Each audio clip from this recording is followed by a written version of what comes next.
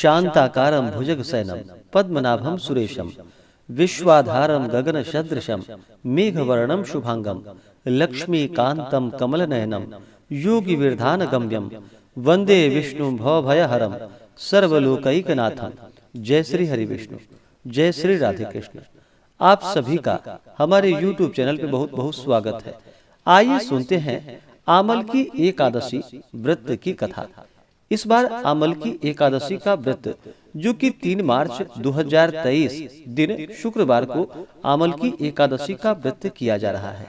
आप सभी भक्तों को आमल की एकादशी की ढेर सारी शुभकामनाएं। आप सभी के जीवन में भगवान विष्णु माता लक्ष्मी की कृपा से आप सभी को सभी प्रकार के सुख और समृद्धि की प्राप्ति हो। आमल की एकादशी का व्रत जो कि हर वर्ष फाल्गुन माह के शुक्ल पक्ष की पड़ने वाली एकादशी को इसे आमल की एकादशी और रंग भरी एकादशी के नाम से जाना जाता है।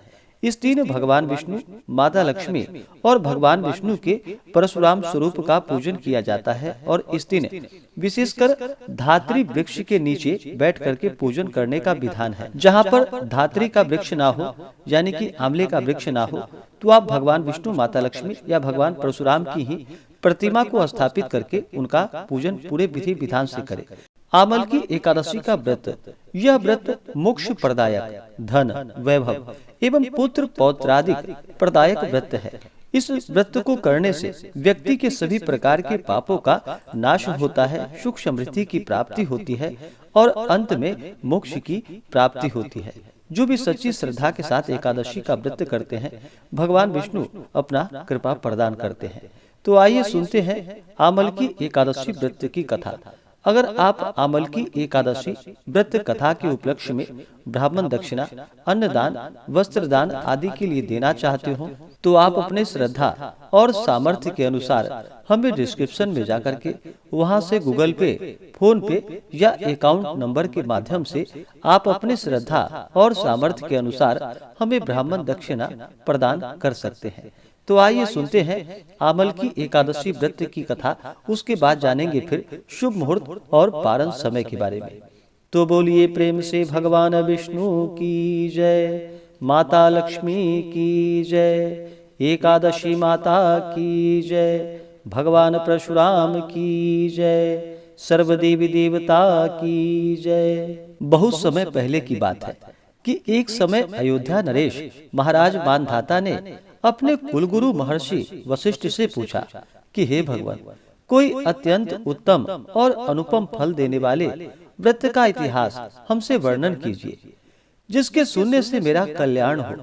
महर्षि वशिष्ठ ने कहा कि हे राजा, हम आपके सम्मुख आमल की नामक एकादशी के व्रत का महात्म्य वर्णन करते हैं। आप ध्यान पूर्वक सुनो। प्राचीन काल में एक वैदिक नामक नगर था। वहाँ के राजा चंद्रवंशावतंस महाराज जो कि चित्ररथ थे, वे परम वैष्णव नारायण के अनन्य भक्त थे।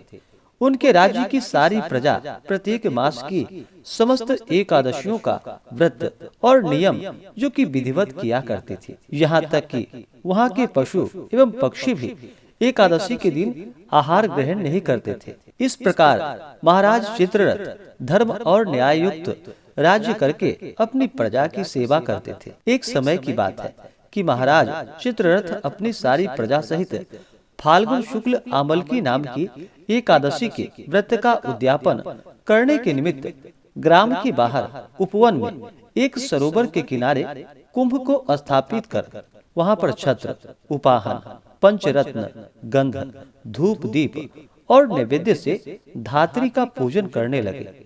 कहा कि हे जमदग्नि, हे रेणुका नंदन, हे आमले की छाया में उपविष्ट, हे भुक्ति एवं मुक्ति दाता, आपको कोटि कोटि नमस्कार है।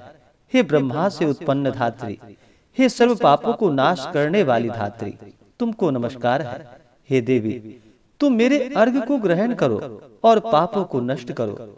इस प्रकार राजा अपनी प्रजा सहित जागरण करता रहा। दैव संयोग से एक महाअधम व्याध भी जो वन में मार्ग भूल गया था, दिन भर का प्यासा एवं थका हुआ वहां आ पहुंचा और वह भी आश्चर्यचकित दृष्टि से वहां का प्रत्येक दृश्य देखने लगा और उस रात वह भी अपनी भूख प्यास भूलकर भगवान की कथा सुनता रहा। यद्यपि उस व्याध का कार्य पाप कर्म एवं हिंसा ही करना था, तथापि उस दिन उसने प्रेम पूर्वक भगवान की पूजा देखी और दूसरे दिन प्रातःकाल व्रत का पारायण कर सभी लोग अपने अपने घर गए। वह व्याध भी प्रसन्नता पूर्वक घर गया।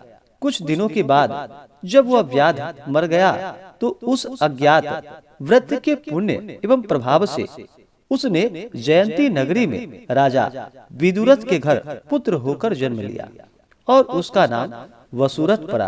पिता के मरने के बाद वसुरथ ही उस नगरी का स्वामी हुआ और अत्यंत न्याय पूर्वक धर्म संयुक्त राज्य करने लगा। उसके राज्य में समस्त प्रजा अत्यंत सुखी और समृद्ध थी। कर्मशील, धनवान तथा निरालस राजा सदैव ही अपनी प्रजा का पालन करता था। एक दिन वह राजा शिकार करने के विचार से अपनी सेना और सेनापतियों के साथ वन में गया। संयोगवश एक मृग का पीछा करते हुए वह अपने सभी साथियों से अलग होकर एक महाभयानक जंगल में जा फंसा। भूख और प्यास से व्याकुल हो एक वट वृक्ष के नीचे बैठकर विश्राम करने लगा। सुंदर, शीतल और स्वच्छ वायु के झकोरे शीघ्र ही उसको निद्रा देवी की गोद में डाल दिया। राजा अपना शुद्ध बुद्ध भूलकर अचेत हो गया।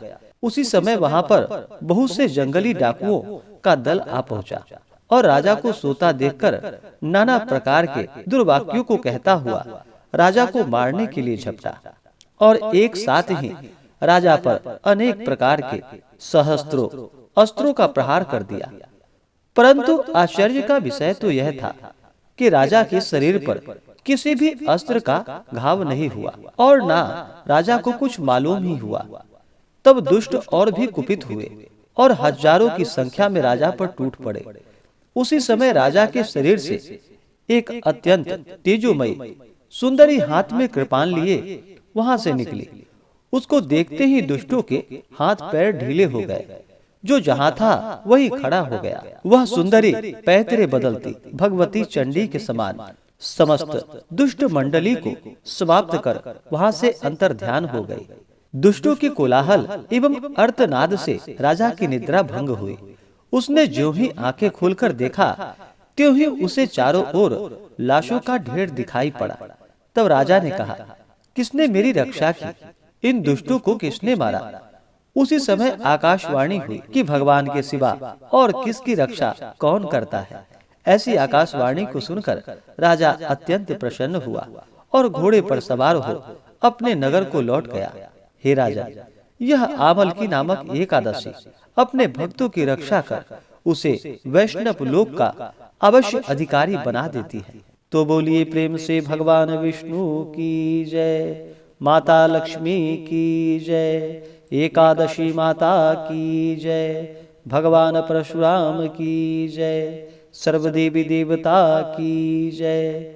इसी प्रकार से जो भी भक्त सच्ची श्रद्धा के साथ, नियम और निष्ठा के साथ एकादशी का व्रत करते हैं, भगवान विष्णु माता लक्ष्मी की कृपा से उनके सभी पाप और ताप नष्ट हो जाते हैं तथा भगवत कृपा की प्राप्ति होती है। इस बार आमलकी एकादशी का व्रत, जो कि 3 मार्च 2023 दिन शुक्रवार को एकादशी का व्रत किया जा रहा है। एकादशी तिथि प्रारंभ समय 2 मार्च 2023 दिन गुरुवार सुबह 6:41 और एकादशी तिथि की समाप्ति होगी 3 मार्च 2023 दिन शुक्रवार सुबह 9:12 पे। तो शुद्ध रूप से जो एकादशी के लिए समय प्राप्त है वह समय 3 मार्च को हो रहा है और एकादशी का व्रत, जो कि द्वादशी युक्त एकादशी व्रत करनी चाहिए, इस प्रकार से शुद्ध रूप से जो हमें समय प्राप्त हो रहा है वह 3 मार्च 2023 दिन शुक्रवार को प्राप्त हो रहा है। और एकादशी व्रत का पारण, जो कि 4 मार्च 2023 दिन शनिवार को एकादशी व्रत का पारण किया जाएगा। और एकादशी व्रत का पारण किया जाता है वह पारण जो कि हरिवासर समाप्त होने के बाद करना चाहिए। हरिवासर का समय द्वादशी तिथि का पहला चौथाई का हिस्सा वह हरिवासर का होता है। इसके बाद ही व्रत का पारण करना चाहिए। तो इस प्रकार से आमल की एकादशी व्रत का पारण, जो कि 4 मार्च 2023 दिन शनिवार को, और पारण का जो समय होगा वह समय सुबह 6:48 से सुबह 9:09 तक व्रत का पारण किया जाएगा। एकादशी तिथि के दिन जो सूर्योदय का समय है वह समय सुबह 6:19 और सूर्यास्त शाम 6 बजे। राहु काल का जो समय होगा वह समय जो कि सुबह 10:42 से दोपहर 12:10 तक राहु काल का समय होगा। राहु काल समय के दौरान कोई भी शुभ कार्य या नया कार्य नहीं करना चाहिए, यह लाभकारी नहीं होता है।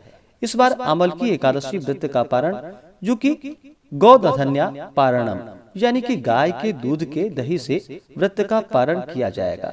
यह संभव ना हो तो आप तुलसी दल और जल से व्रत का पारण करें। आमल की एकादशी के दिन जो कि सर्वार्थ सिद्धि योग भी बन रहा है, जो कि सुबह 6:45 से दोपहर 3:43 तक सर्वार्थ सिद्धि योग होगा। आमल की एकादशी के व्रत में इस दिन भगवान विष्णु, माता लक्ष्मी और भगवान परशुराम का, जो कि धात्री वृक्ष के नीचे यानी कि आमले वृक्ष के नीचे बैठ करके कलश को स्थापित करके पूरे विधि विधान के साथ पंचोपचार या खोटोपचार पूजन विधि के द्वारा पूजन करना चाहिए। विशेष प्रकार से अगर आप आमल की एकादशी व्रत के पूजन विधि के बारे में जानना चाहते हो तो उसका वीडियो हमारे चैनल पे अपलोडेड है, आप जा करके वहां से जानकारियां को प्राप्त कर सकते हैं, या हमारे वीडियो के एंड स्क्रीन में भी वीडियो का लिंक दिया गया है, आप उसके माध्यम से जानकारियां को प्राप्त कर सकते हैं। आगे के प्रदोष व्रत के बारे में जानकारियां प्राप्ति के लिए उसका वीडियो हमारे चैनल पे अपलोडेड है, आप जानकारियां को प्राप्त कर सकते हैं। जो भी एकादशी का व्रत करते हैं उन्हें एकादशी व्रत के लिए जो कि 10वें दिन से नियम का पालन करना चाहिए। 10वीं तिथि के दिन जो कि सूर्यास्त होने से पहले ही भोजन ग्रहण करना चाहिए। उसके बाद अपने दांतों को अच्छे तरह से साफ कर लेनी चाहिए। दांतों में कोई भी अन्न का रेशा नहीं होना चाहिए। रात्रि ब्रह्मचर्य का पालन करते हुए भगवान नाम का स्मरण करते हुए सोना चाहिए। और एकादशी तिथि के दिन जो कि सुबह ब्रह्म मुहूर्त में उठ करके नित्य क्रियाओं से निवृत्त हो करके गंगा नदी में या घर के नहाने के पानी में ही थोड़ा सा गंगा जल मिला करके स्नान करना चाहिए। शुद्ध वस्त्र धारण करना चाहिए। व्रत का संकल्प लेना चाहिए और एकादशी के दिन जो कि दिन रात्रि उपवास रहते हुए व्रत को करना चाहिए। जो उपवास नहीं रह पाते हैं, जिनका स्वास्थ्य सही ना हो, वो एक समय फलाहार का सेवन करें। और जब भी आप फलाहार ग्रहण करें तो पहले भगवान को अवश्य ही उसका भोग लगाएं, तुलसी दल छोड़े, उसके बाद ही उसे प्रसाद के रूप में ग्रहण करना चाहिए। इसी प्रकार से एकादशी के दिन जो कि सुबह और शाम के वक्त पूरे विधि विधान के साथ भगवान का पूजन करना चाहिए, कथा श्रवण करनी चाहिए, भगवान की आरती करनी चाहिए, रात्रि में जागरण आदि करते हुए समय को व्यतीत करना चाहिए। और अगले दिन जाकर के फिर व्रत का पारण जो कि सवेरे उठ करके स्नान करके शुद्ध वस्त्र धारण करे, भगवान का पूजन और आरती कर ले। इसके बाद ब्राह्मणों को भोजन करवाएं, ब्राह्मणों को दान और दक्षिणा दे। उसके बाद फिर समय के अनुसार व्रत का पारण करना चाहिए। इससे व्यक्ति के सभी प्रकार के पापों का नाश होता है। और जब व्यक्ति के पाप और ताप नष्ट होते हैं तभी उनके पुण्य जागृत हो पाते हैं। उसके बाद ही सभी प्रकार के सांसारिक सुखों की प्राप्ति हो पाती है। तो आशा करता हूँ कि यह जानकारी आपको अच्छा लगा हो। ऐसे ही ज्ञानवर्धक जानकारियाँ प्राप्त करने के लिए हमारे इस चैनल पे अगर आप नए हैं तो चैनल को लाल बटन दबा करके सब्सक्राइब करें, साथ में बेल आइकन घंटी को दबाएं ताकि मेरे वीडियो का नोटिफिकेशन आपको समय से मिलता रहे। वीडियो को लाइक करें, शेयर करें। सुखी रहें और स्वस्थ रहें। जय श्री राधे कृष्ण। धन्यवाद।